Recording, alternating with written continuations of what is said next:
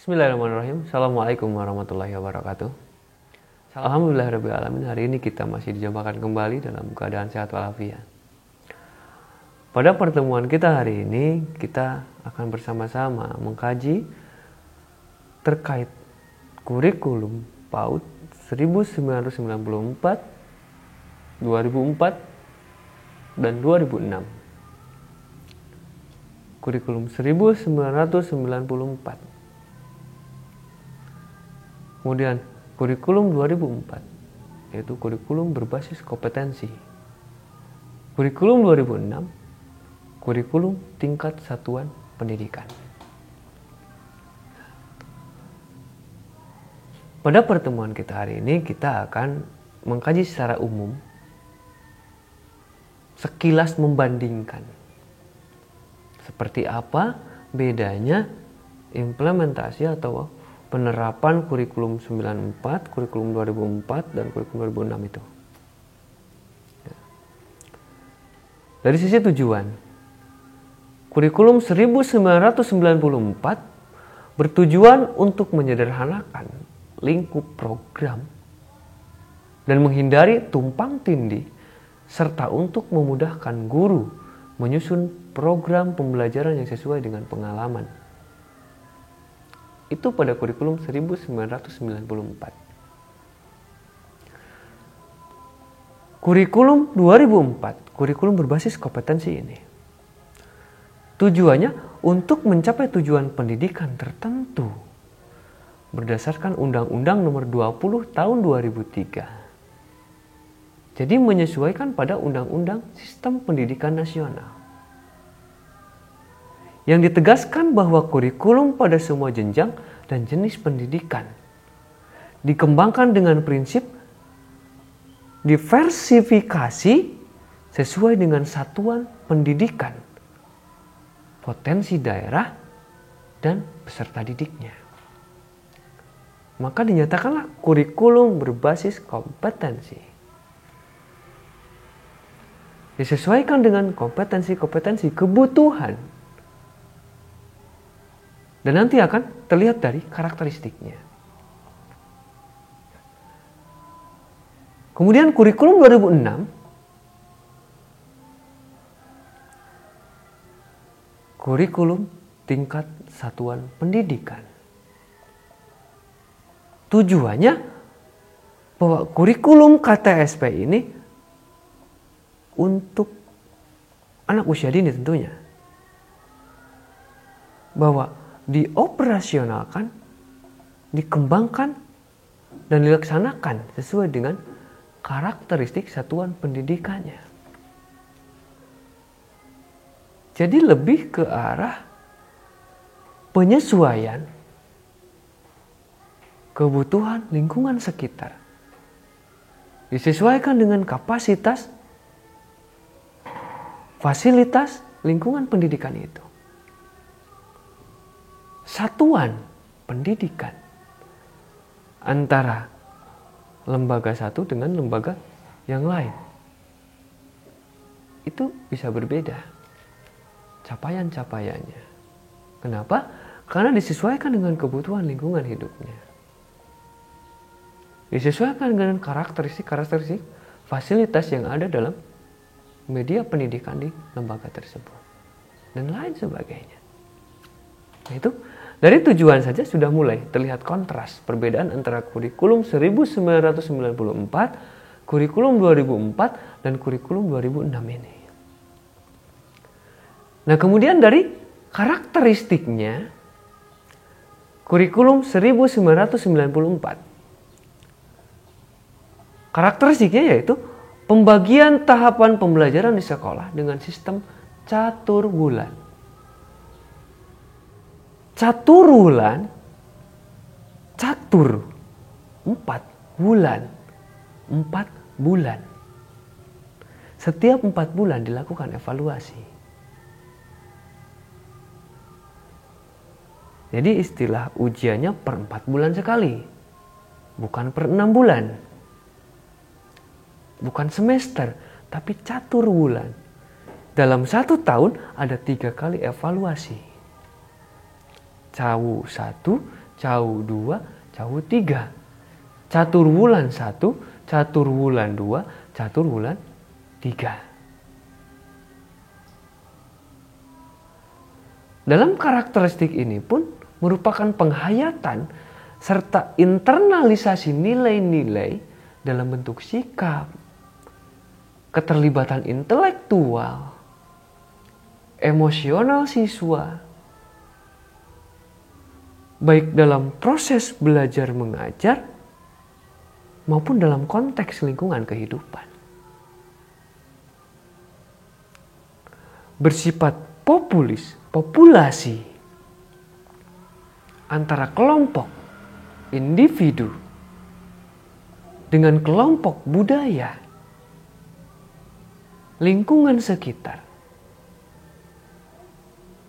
Kemudian pengajaran dari hal yang mudah ke arah yang sulit. Rinci, sistematis. Dari yang konkret ke yang abstrak. Itu dalam kurikulum 1994. Seperti itulah karakteristiknya. Nah, kemudian kita lihat kurikulum 2004. KBK, kurikulum berbasis kompetensi. Karakteristik dari kurikulum 2004 ini, yang pertama, menekankan pada keterampilan kompetensi siswa ataupun anak didik, baik secara individual maupun klasikal. Nah, lebih menekankan ke arah keterampilan kompetensi. Berikutnya, berorientasi pada hasil belajar dan keberagaman. Berikutnya, penyampaian dalam pembelajaran menggunakan pendekatan dan metode yang bervariasi.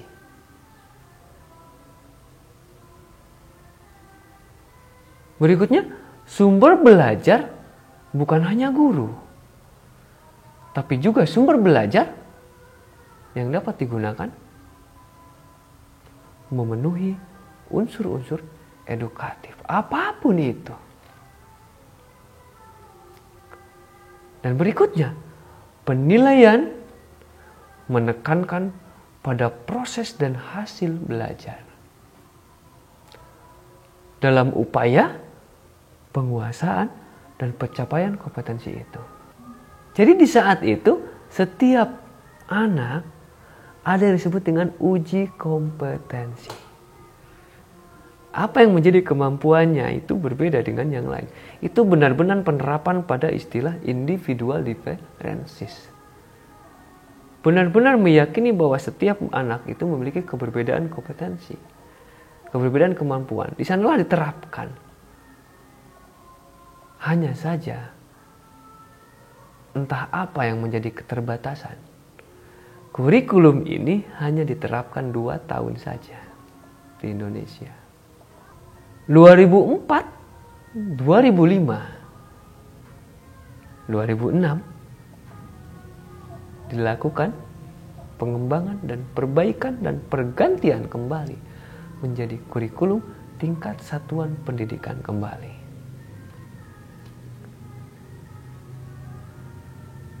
Karakteristiknya kita lihat perbedaannya. KTSP memberikan kebebasan kepada setiap sekolah untuk menyelenggarakan program, dan tentunya program pendidikan sesuai dengan kondisi lingkungan, kemampuan peserta didik, sumber daya yang tersedia, dan kekhasan daerah itu sendiri. Jadi kembali. Dan sebetulnya ketika kita maknai, maka kompetensi itu ada ternyata dalam KTSP. Hanya saja ada di dalam KTSP itu sendiri. Tingkat satuan. Satuan di sini itu luas pengertiannya. Ada satuan daerah, ada satuan lembaga pendidikan, ada satuan peserta didik, ada satuan pelajaran, ada satuan potensi, satuan kompetensi, satuan fasilitas. Inilah yang dimaksud dengan kurikulum tingkat satuan pendidikan. Istilah satuan di sana itu luas sekali. Kita mengartikan seperti apa? Begitu maksudnya. KBK-nya ada? Ada sebetulnya. Karena masih mengakui bahwa setiap manusia memiliki keberbedaan kompetensi, keberbedaan kemampuan, potensi. Berikutnya, karakteristik dari kurikulum 2006 ini, orang tua dan masyarakat dapat terlibat secara aktif dalam proses pembelajaran. Nah, disinilah mulai terlihat perbedaan antara kurikulum sebelumnya dengan kurikulum yang saat ini. Kurikulum 2006 KTSP.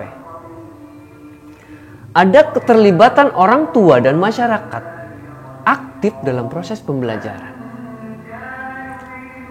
Berikutnya, guru harus aktif, mandiri, dan kreatif dalam memberikan fasilitas pembelajaran untuk anak-anak. Yang terakhir, guru diberi kebebasan untuk memanfaatkan berbagai metode pembelajaran. Nah, di sini lebih kompleks. Dari kurikulum 94, 2004, dan 2006 semakin kompleks.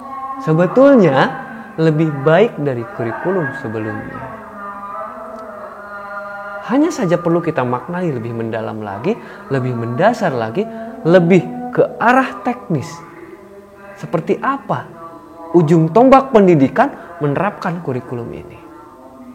Bukan hanya memahami naskah kurikulum itu, tapi memaknai setiap apa yang tercatat dalam naskah itu, memaknai bagaimana tujuan dan tugas kita sebagai manusia dewasa dalam memfasilitasi.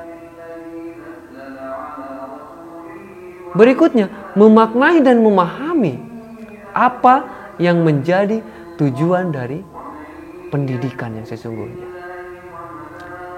Kita garis bawahi bahwa tujuan dalam pendidikan adalah tercapainya kebahagiaan anak-anak peserta didik dalam kehidupannya di masa depan. Bukan terselesaikannya setiap mata pelajaran yang kita buat dalam silabus, dalam RPPH, dan lain sebagainya. Bukan itu. Tapi yang terpenting yang sesungguhnya adalah bagaimana kita memaknai tata cara, membuat langkah, strategi, metode agar anak-anak dapat kita fasilitasi secara layak agar mereka bahagia hidup di masa depan. Itulah teman-teman mungkin yang dapat kita kaji di hari ini. Mudah-mudahan apa yang kita kaji di hari ini dapat bermakna, bermanfaat untuk kita semua. Ucapkan terima kasih atas segala partisipasi dari semuanya. Sebelum saya tutup undur diri, mari kita teriakan bersama. Aku bahagia hari ini. Assalamualaikum warahmatullahi wabarakatuh.